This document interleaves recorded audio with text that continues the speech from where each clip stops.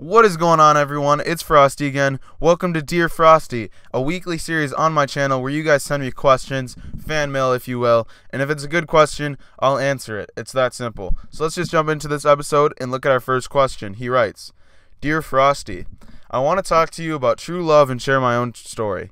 I went to sleep one night looking at a picture of a girl I like a lot. I woke up the next morning with my favorite song playing and the picture of the girl on my phone, and the phone was laying on my heart. Is this a sign of either pure luck or God showing his hand in my life and love? What I want to know is, what are your personal thoughts on true love? Sincerely, a long-time sub, not thug. P.S. Continue the great work. Thanks for all the hard work that you put into your videos. Keep it up. Do I think that true love exists in this world? No, I actually do not. That sounds terrible when I say that, but no, I don't think that true love exists in this world, because, no, just let me explain why I do not think that true love exists in this world. If you know what true love is, it's that there's one person in this world that you are meant to be with, and that is the only person that you are meant to be with, and that you will find this person. Now, I disagree with and don't believe in this concept for a couple different reasons, because what love is it's basically you have found somebody that you are comfortable with, someone that interests you, someone that you care about, someone you're very compatible with, and pretty much it just works. It just works. It works between the two of you, but there are other people out there that are going to interest you, that you are going to care about, someone that you could be compatible with, and somebody else that it would work. I don't think that, oh, you have this girl that's perfect for you and you can mess up that opportunity, and if you mess up that opportunity, you're never going to find love. I just don't think that that's how it works. I also just, look at your grandparents, for example. Just your grandma and your grandpa have been married for 50 years, then all of a sudden, say, your grandpa dies. Are you saying, and then I know people like this who this has happened to, and then their grandma's gone out and dated another person. You would assume that after 50 years of dating, that they found true love. After 50 years, that's such a long time when you think about it, that they have found true love. But no, after a few months, my friend's grandma started dating another man. Now, you can say what you want about dating at an old age, but you would assume that, but it's just not completely true. Now, also, if you look at your parents, how many of you guys have divorced parents? In this day and age, it feels like everyone has divorced parents. It seems like it's the new norm. But, if you have divorced parents, when your parents had you, they probably thought that they had true love, right? They had a baby with you. Now, maybe you can argue that it wasn't planned, but if your parents planned to have a baby, and they planned to have you, and then they got divorced, they probably thought they had true love, and now look at them now. They're not together anymore. So, I just don't think that that's a real thing. Also, you have the whole geographic argument that I would make as well. If I live in the United States and my true love is in Asia, how am I never going to meet her? Now, you could say that my true love is in the United States, but why is it always going to be in the same country as me? Is race mixing not okay? No, I'm only joking. But I just don't think that it's real. But obviously, you can think what you want, and I feel like we should have more tolerance for each other's opinions. But good luck with this girl, man. Next question. If you won a $500 million lottery, what would you do with it? Now, this is kind of an interesting question, so answer what you guys would do in the comments. I'm curious how generous of people you guys are. For me personally, this is kind of easy. I would buy a nice house, probably off of a lake. I would take care of, I'd have a nice car. I would pay off this house for a few years so I don't ever have to worry about it. But I feel like I would take care of my friends and family, because $500 million is a ton. If you're in England and you're thinking about pounds, just think like you have an infinite amount of money, pretty much. And then I would just pretty much just try to help out other people, because that's so much money that I just do not need that much money.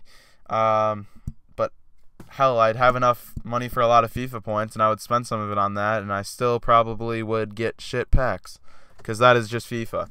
But at the end of the day, when I die, I just want to feel like I made other people's lives better, and I think I could help a lot. if I had that much money, and I had that much money to be able to go places and do things and improved impoverished people and impoverished lifestyles. So that's what I would do with it. Let me know what you guys would do with $500 million in the comment section down below.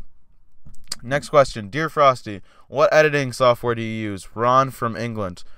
Ron, I use Final Cut Pro. I had been using Sony Vegas Pro 12. I had a YouTube channel where I made like NBA basketball mixes, and I used Sony Vegas. I loved it.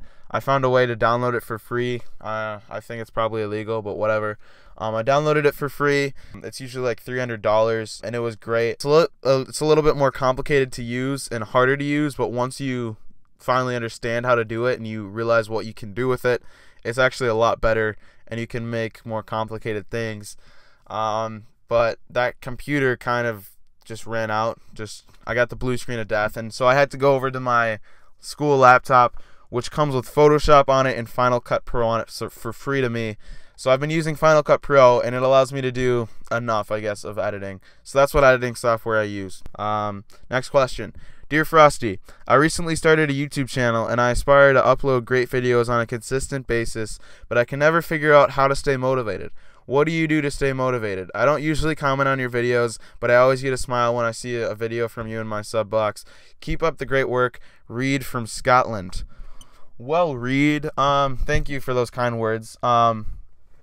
What I like to do is, well, I mean, I'm not exactly the best example. I sometimes go like a week without posting.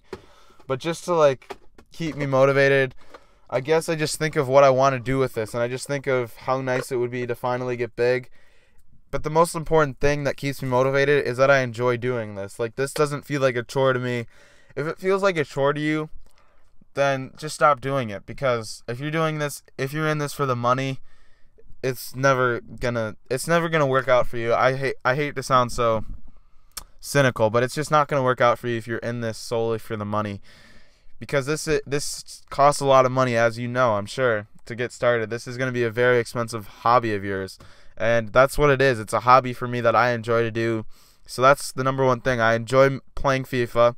I enjoy editing it, and I guess I just enjoy interacting with people from all around the world. So I just think of the feedback that I will get. That is something that motivates me. I think of, oh, this could be my best video yet. I'm excited to get this out. And then I'm excited about the future of what I think my channel could possibly do. So that's what keeps me motivated, Reed. But I think everybody has to find their own motivations. And I'm sure if you start doing it a lot more, you will find your own. Next question. Dear Frosty, I have a small YouTube channel with about 1,000 subs, and I'm thinking about joining a gaming network. I've been subbed here for a while, and I remember a while ago you joined Freedom Networks. I'm wondering, are you still with them? What was your experience with them, and what do you recommend I do? So you are correct. I did join Freedom Networks, but I recently left, probably maybe like 2 or 3 months ago, because I just realized that it's just such a ripoff. Basically, for those of you that don't know, networks basically pretend. Well, I mean, if you're a small YouTuber, they usually will tell you that they'll promote your videos, or that they'll give you tools to get bigger. I would ask you first if you're a Call of Duty YouTuber or a FIFA YouTuber, or what kind of videos you do. If you're into more like musical or like artsy kind of stuff, then I think Freedom could be useful, because they give you a lot of tools for that. But if you're a gamer, which most networks is what most networks are for, and you only have 1,000 subs, I would say no, do not join one, because what I found networks to do is pretty much they just accept you, and then they take 20% of your revenue. Now, I mean, I'm not going to say how much I've made. I haven't made all that much, and I have less subs than you, depending obviously on how much you upload, how active your subs are, that kind of thing. But I know that you haven't made enough money that you want somebody to be taking 30% of your revenue, anywhere from like 30 to even 50% of your revenue, when you haven't been making much. Also, I just, like, that would be better if I felt like they helped you, but I just don't think that they do enough to actively help YouTubers. Like, the thing with Freedom is they accept pretty much everybody. Like, I joined when I had less than 100 subs probably, And if they're accepting you when you have less than 100 subs, that means they're accepting other people with less than 100 subs. And do you really think that they have time to send one person to look at your channel and think, oh, what can we do to help you? No, they don't. I mean, if you get paired with a really good network, sure, it could help you. But I think that you have to be a lot bigger for the benefits to outweigh the cons. That's just my personal thing. I think it's a ripoff, and I definitely would say don't join it. But I know some people do like it, but be careful. Make sure you do not go to a place that has a lock-in contract. I made sure to go to Freedom Networks because it did not have a lock-in contract. That's what I loved, because I could just leave whenever I wanted. It took me a month to leave, but some of these places, they lock you in for 5 years, and you cannot get out. You sign a legal contract. I signed a legal contract too, saying that you cannot leave for 3 years or 4 years. Then you're stuck with this, being with these guys, and then you realize how terrible it is, and you're just forced to stay there. So make sure you're cautious, at least. Make sure you do your due diligence before you sign with anyone. Make sure you look at videos of like comparing them if you're set on joining one, but I would recommend that you don't. That's my answer for you. Dear Frosty, do you ever interact with your fans? Cal from United Kingdom.